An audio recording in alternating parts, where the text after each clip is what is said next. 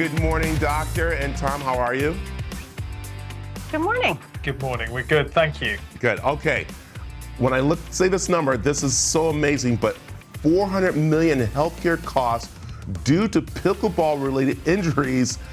Wow. Okay, that's so crazy. So let's talk about Abbott and the Association of Pickleball Players to discuss the issue that we're talking here about, of course, healthcare. Well, Tom and I are thrilled to be here with you today in honor of National Concussion Awareness Day, which is September 15th. And at Abbott, we've helped found a Concussion Awareness Now coalition, which is formed of 20 different organizations, all focused on brain health. Another one of our focuses would be trends, and one of the biggest trends sweeping the world would be, of course, pickleball. And I'm here today representing the Association of Pickleball Players, which is one of those organizations helping grow the game, not just in America, but internationally. And I think it's important to put a little bit of context around that figure that you quoted at the top of this, which is that nearly 50 million adult Americans have now played pickleball at least once in the last 12 months. So a lot of people are playing, and it's almost inevitable with any kind of sport or activity like this, that you're going to get occasionally a little bit of injury and something that needs some attention. So I think when you put it in context of the huge volume of people that are playing, that number becomes actually a little bit more kind of realistic. And we're here today to help people understand how to play pickleball safely, securely, and take part in any kind of activity free from concussion, which is obviously an important note for everybody who's watching this to be aware of. Yeah. Okay, so really quick, Tom, why is pickleball becoming so successful? Why is so many people, as we know, from 6 years old to over 100 years old playing this sport? Well, I think there's three reasons really why pickleball is growing at the rate that it is. The first of those is fun. Everybody who plays says they have a lot of fun, whether you're competing in an APP tour event or whether you are playing recreationally. People are doing so with a smile on their face and they're having fun.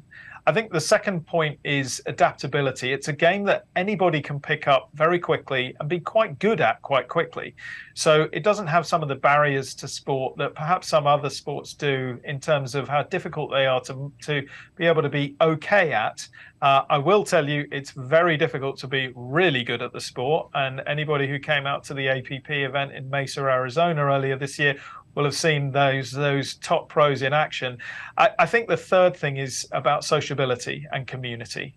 Everybody who plays, as I say, has fun, and they're doing that with friends, with family. They're making new friends on and off the court.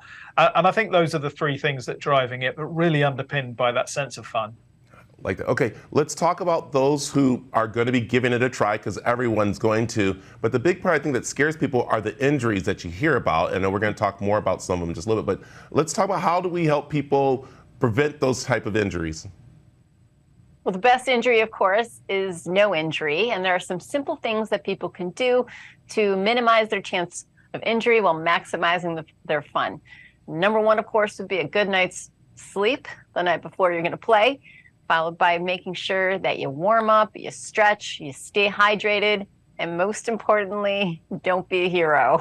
Don't lunge for that point. It's all about having fun and not getting injured. Yeah. Doctor, we talked about concussions as we started this, and this is some people are going, well, how can you get a concussion playing pickleball? And it's really from people running into each other and not realizing this. So what are some of the signs we need to watch when we are out there playing pickleball? Well, the important thing to know here is when in doubt, check it out. So some of the most common signs and symptoms of concussion would include things like headache, nausea, vomiting, confusion, reaction time is off, balance is off, and some subtle things too, like feeling irritable or just not quite yourself. It's also important to know that symptoms could either start right away or they can start later. So again, when in doubt, check it out. And let me just add, I think an important point here is about don't try and walk it off.